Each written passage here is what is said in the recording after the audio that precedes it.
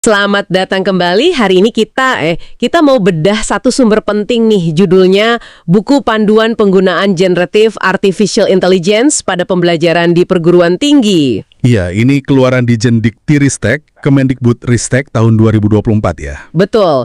Dan ini khusus buat Anda semua para dosen dan mahasiswa di Indonesia. Jadi misi kita kali ini, kita mau coba saring nih, intisari dari panduan resmi ini.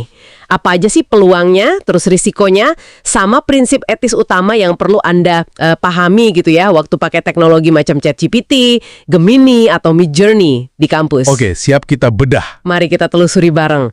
Nah, pertama mungkin biar clear dulu ya, apa sih bedanya AI biasa sama yang namanya Generative AI atau Gen AI ini? Oke, jadi gini, kalau di panduan itu dijelasin, AI secara umum itu kan meniru cara manusia mikir, ambil keputusan. Nah, kalau Gen AI, dia lebih spesifik lagi. Lebih spesifik gimana tuh? Dia itu menciptakan konten baru. Bisa teks, gambar, kode pemrograman, suara, video juga. Semuanya itu berdasarkan data latih yang, masif banget, yang udah dia pelajari. Oke, jadi dia nggak cuma menganalisis data, tapi bisa bikin sesuatu yang baru ya? Tepat sekali. Dan yang krusial banget nih, yang Anda perlu pahami dari penjelasan panduan ini, itu cara kerjanya. Gen AI itu pada dasarnya cuma menebak. Menebak? Iya, menebak kata berikutnya atau pixel berikutnya berdasarkan probabilitas dari data latihnya itu. Oke. Makanya, ini penting banget ingat, hasilnya itu sangat mungkin nggak akurat atau bisa halusinasi. Istilah halusinasi itu ya, sering dengar. Betul. Jadi kualitas data latihnya itu jadi penentu utama banget hasil akhirnya nanti. Oke. Pantesan panduan ini diterbitkan ya, soalnya Gen AI ini kan bawa perubahan besar banget, semacam disruption gitu ya. Iya, disrupsi. Di satu sisi memang ada potensi yang luar biasa. Bisa bantu personalisasi cara belajar Anda misalnya, atau memicu ide konten yang inovatif. Bahkan bisa bantu ringankan tugas administratif dosen juga kan katanya? Bisa banget. Tapi ini dia, ada sisi lainnya. Ada tanggung jawab besar yang menyertainya. Dan inilah inti kenapa panduan ini dibuat. Tanggung jawab ya. Panduan ini menyoroti dilema krusial. Gimana kita memanfaatkan efisiensi GNA tanpa mengorbankan orisinalitas pemikiran dan keadilan. Wah, itu dalam tuh, bukan cuma soal plagiarisme berarti ya? Bukan cuma itu. Ada juga resiko ketergantungan. Kalau terlalu tergantung, bisa menurunkan daya kritis kita. Terus soal hak kekayaan intelektual, HKI. Oh ya, HKI. Gimana tuh? Nah, panduan ini ngingetin, status kepemilikan karya yang dibantu AI ini, itu masih jadi, area abu-abu secara hukum. Belum jelas gitu. Oke. Terus tadi disebut soal keadilan. Panduan ini juga nyinggung soal akses nggak sih? Betul sekali. Isu keadilan ini punya dimensi lain yang diangkat panduan, yaitu soal akses. Kan nggak semua mahasiswa atau dosen juga punya perangkat yang sama, koneksi internet yang stabil, atau mungkin akses ke layanan GNA yang premium, yang berbayar itu. Iya juga ya. Beda kan yang gratis sama yang bayar. Nah, ini tantangan nyata. Bisa banget menciptakan kesenjangan baru kalau nggak diantisipasi sama pihak kampus. Makanya perguruan tinggi didorong menyediakan infrastruktur yang mendukung. Penting tuh. Jadi akses ini nyambung ke prinsip penggunaan yang adil ya? Nyambung banget. Dan itu sangat ditekankan di panduan ini. Prinsip adil. Oke. Nah, sekarang kita masuk ke bagian yang seru nih. Gimana sih cara praktis kita manfaatin GNA ini sehari-hari di kampus? Panduan ini ngasih contoh banyak ya? Iya, banyak banget. GAI itu bisa jadi semacam asisten multifungsi gitu. Buat Anda sebagai mahasiswa, contohnya nih, bisa bantu memetakan literatur yang relevan buat riset. Oh, kayak pakai Open Knowledge Maps atau Connected Papers gitu ya disebutnya? Betul. Atau bisa juga buat dapat ide awal atau kerangka tulisan, pakai ChatGPT misalnya. Terus buat presentasi katanya bisa juga? Bisa, bikin slide presentasi yang lebih menarik secara visual. Ada tools kayak tom.app atau Magic Slides. Panduan juga nyebutin soal bikin kuis latihan personal. Kuis personal? Iya, jadi Anda bisa bikin soal latihan sesuai kebutuhan sendiri buat nguji pemahaman materi. Atau kalau ada materi sulit, bisa minta GAI jelasin pakai bahasa yang lebih simple. Wah, keren juga ya. Kalau buat dosen gimana? Selain bantu tugas administratif tadi. Nah, buat dosen, GAI ini bisa jadi teman diskusi. Ibaratnya sparring partner gitu. Buat rancang silabus, RPP, atau mungkin merestrukturisasi materi kuliah yang lama biar lebih update.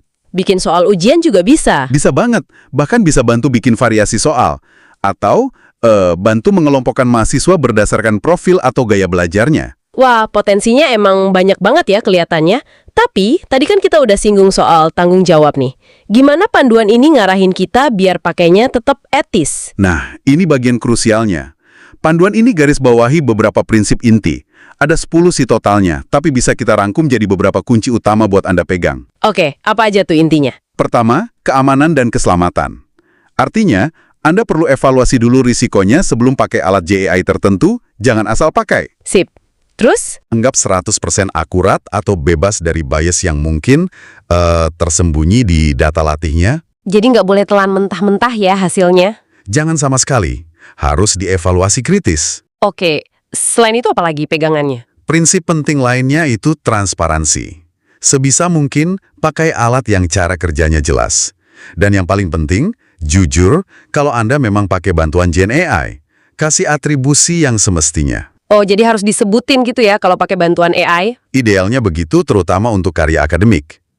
Terakhir, dan ini fundamental banget, akuntabilitas tetap pada manusia. Maksudnya? Panduan negesin, Anda penggunanya, bukan AI-nya yang bertanggung jawab penuh atas hasil akhir.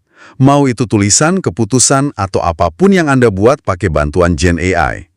Ingat, AI punya keterbatasan, potensi nggak akuratnya tinggi. Wah, oke. Ini berarti nyambung banget sama integritas akademik ya? Banget. Makanya panduan menyarankan dosen itu fokusnya ke proses belajar mahasiswa, bukan cuma nilai akhir atau hasil jadinya aja. Dan buat Anda sebagai mahasiswa diharapkan bisa refleksi ya, gimana sih Gen AI ini bantu proses berpikir Anda, bukan sekedar copy-paste atau parafrase total pakai tools? Betul. Tetap usahakan susun kalimat pakai gaya sendiri. Dan citasi yang benar itu wajib hukumnya. Soal privasi data gimana? Itu kan isu besar juga. Nah, itu juga krusial. Panduan mewanti-wanti banget. Hati-hati sama prompt atau perintah yang Anda masukkan ke Gen AI. Kenapa ya, Mang? Jangan sekali-kali masukin data pribadi yang sensitif, atau data riset yang belum publish, atau info rahasia lainnya ke aplikasi Gen AI yang publik. Karena umumnya platform itu nggak dirancang buat kerahasiaan tingkat tinggi. Data Anda bisa jadi bagian dari data latih mereka selanjutnya. Wah, bahaya juga ya kalau gitu. Iya, mesti waspada juga soal pelacakan aktivitas, cookies, dan semacamnya. Oke. Jadi kalau ditarik kesimpulan nih ya, Gen AI ini ibaratnya kayak pisau bermata dua lah ya di dunia pendidikan tinggi kita. Kuat banget, potensinya besar, tapi perlu hati-hati banget pakainya. Tepat. Dan panduan dari Kemendikbudristek ini hadir kayak kompas lah, buat bantu Anda semua memaksimalkan manfaatnya, sambil minimalisir risikonya. Kuncinya yaitu tadi, pegang teguh etika dan tanggung jawab. Sip. Nah, sebagai penutup nih, ada satu pertanyaan reflektif yang menarik banget menurut saya, yang diajukan di bagian akhir panduan ini. Sesuatu buat Anda renungkan. Apa tuh? Pertanyaannya gini, bagaimana pemanfaatan JAI ini nantinya akan mengubah proposisi nilai dalam pembelajaran di masa depan? Coba bayangkan, kalau AI makin canggih, dukung pengalaman belajar yang super personal, peran dosen mungkin akan makin geser nih. Geser gimana maksudnya? Mungkin bukan lagi sekedar jadi penyampai informasi utama, tapi lebih jadi kayak manajer pembelajaran, jadi pendamping kognitif, fasilitator interaksi sosial antar mahasiswa. Menarik. Nah, coba Anda pikirkan deh, gimana peran Anda sendiri? Mau Anda sebagai pembelajar atau sebagai pendidik, kira-kira akan berevolusi di tengah gelombang teknologi Gen AI ini? Itu pertanyaan penting buat kita semua.